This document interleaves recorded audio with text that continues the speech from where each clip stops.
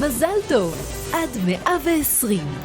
כולנו מאחלים לעצמנו אריכות ימים בבריאות טובה.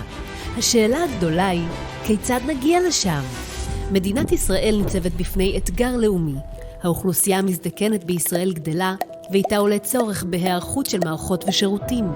כחלק מההיערכות לאתגר, ממשלת ישראל אימצה את מפת המדדים הלאומית להזדקנות מיטבית. מפה המייצרת שפה אחידה והסתכלות אסטרטגית בין השותפים הבולטים בשדה הזקנה. אבל איך מובילים שינוי מערכתי? ביחד. משרד הרווחה והביטחון החברתי, משרד הבריאות, המשרד לשוויון חברתי וקידום מעמד האישה, הביטוח הלאומי וג'וינט אשל מקימים את בית הספר הלאומי לקידום הזדקנות מיטבית על שם ג'ודית מורטון.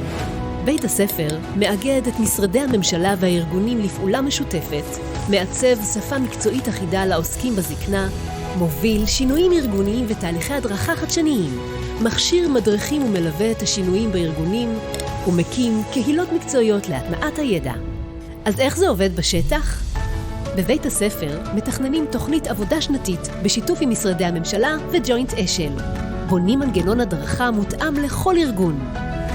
יוצרים מעטפת למידה ומכשירים ומלווים סוכני שינוי בארגון. הנה כמה דוגמאות מהשטח.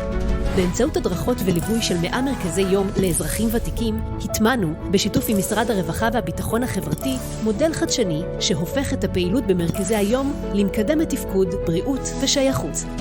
אנו מקיימים הדרכות לרופאים במערכת הבריאות, בדגש על דחיקת תלות, שימור תפקוד ועצמאות של האדם הזקן.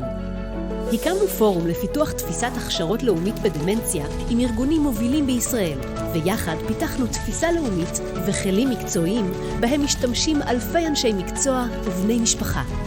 כדי להוביל שינוי מערכתי כולל ולהגדיל את האימפקט, בית הספר עובד עם מגוון מערכות ופלטפורמות, ביניהן מערכת הבריאות, מערכת הרווחה, מערכת הסיעוד, מערכות קהילתיות ואקוסיסטם.